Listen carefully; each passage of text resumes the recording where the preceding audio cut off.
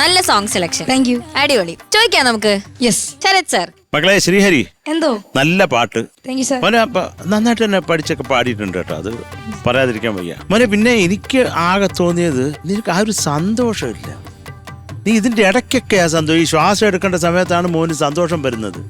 മറക്കൂടയാൽ മുഖം മറയ്ക്കും. എടാ അങ്ങനല്ല, ഈ ചിരി നിനക്ക് മൊത്തം വേണ്ടേ? മാനല്ല മഷിക്കാർ എന്തിന്? അതാടാ ഞാൻ പറഞ്ഞത്, ശ്വാസം എടുക്കുമ്പോ എന്തിനാ നീ ചിരിക്കുന്നത്?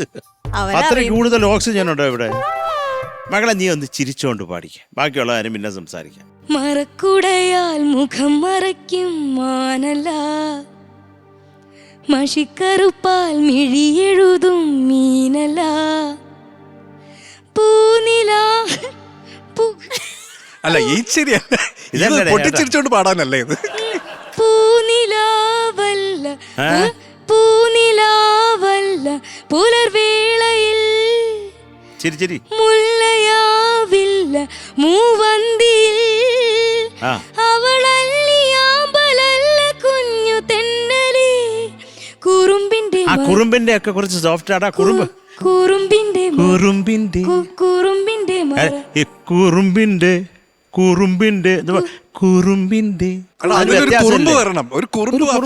രസമല്ലേ അത്?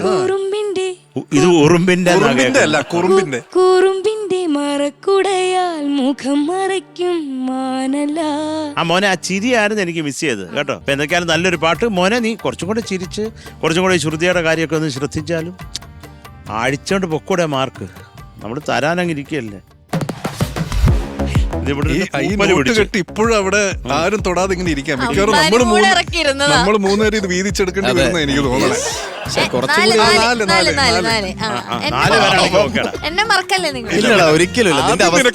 നിന്റെ അവസ്ഥ ഞങ്ങൾക്ക് നമുക്ക് അറിയാവുന്നതുകൊണ്ട് ആദ്യം നിനക്ക് വരും. അത്രേ ഉള്ളൂ. ശരത് സാർ. ഷാനിക്ക.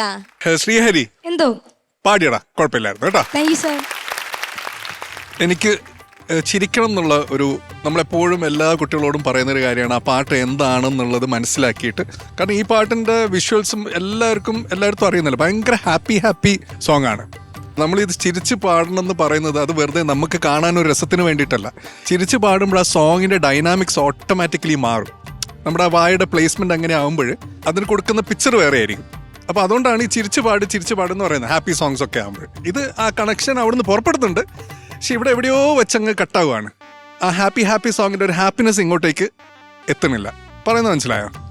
പിന്നെ അതിൻ്റെ ഇടയിൽ ഇങ്ങനെ ഒരു ഡാൻസ് ഒക്കെ കണ്ടു. അത് ആ ബീജിയോട് ഒരു 2 സ്റ്റെപ്പ് ഇട്ടിട്ട് പിന്നെ അത് കാണാനേ ഇല്ലായിരുന്നു. ആ സ്റ്റെപ്പ് ഒന്നുകൂടെ കാണിച്ചടാ മോനെ. നന്നായിട്ടുണ്ടോ? നല്ലതാ അത്. നോക്കട്ടെ നീ നാണിക്കാതെ ഒന്ന് ഡാൻസ് ചെയ്തേ. 1 3 4.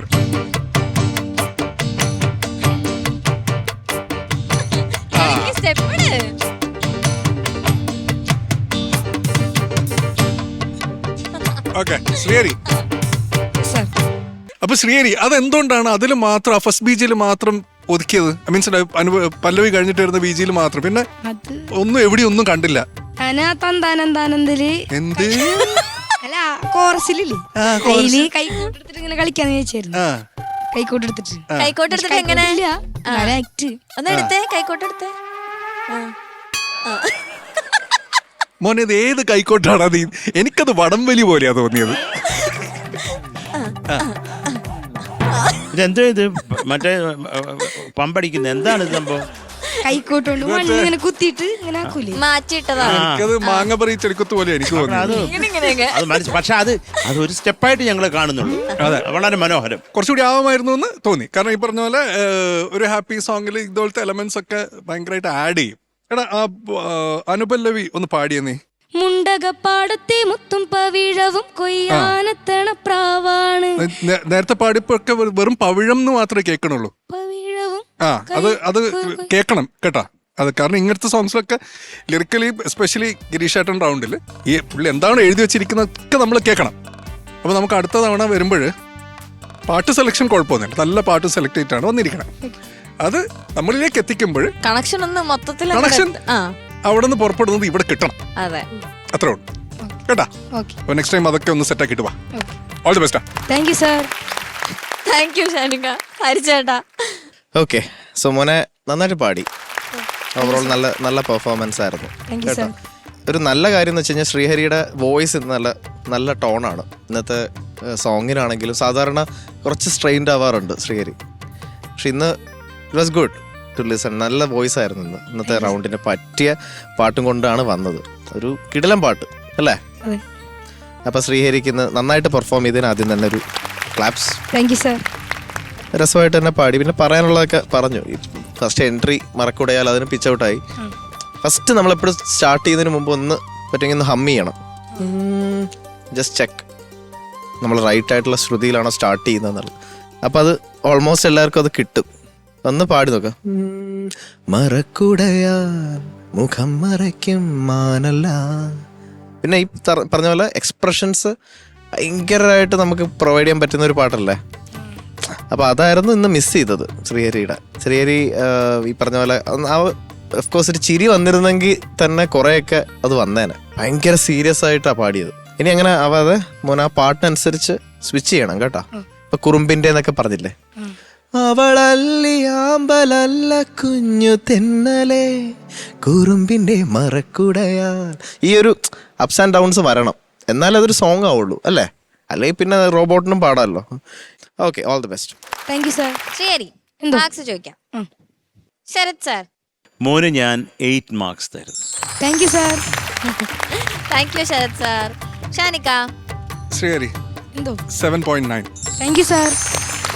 Thank you Shanika. ഹരിച്ചേട്ടാ 8.1. Thank you sir. So total 24 marks ആണ് കിട്ടിയിട്ടുള്ളത്. ഓക്കെ, അടുത്ത റൗണ്ട് അടിപൊളിയാക്കണം. ശരി.